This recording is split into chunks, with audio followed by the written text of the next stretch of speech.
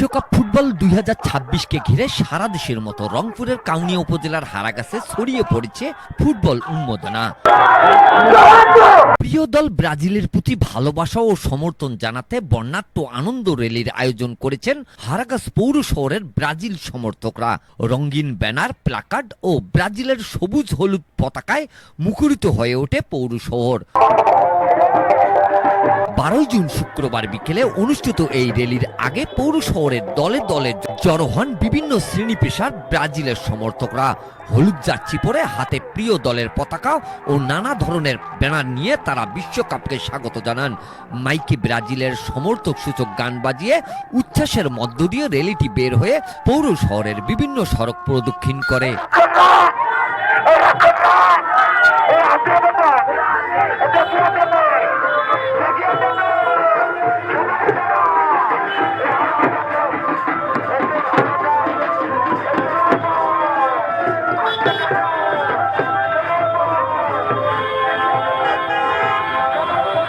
Mizanur Rahman, DRS news.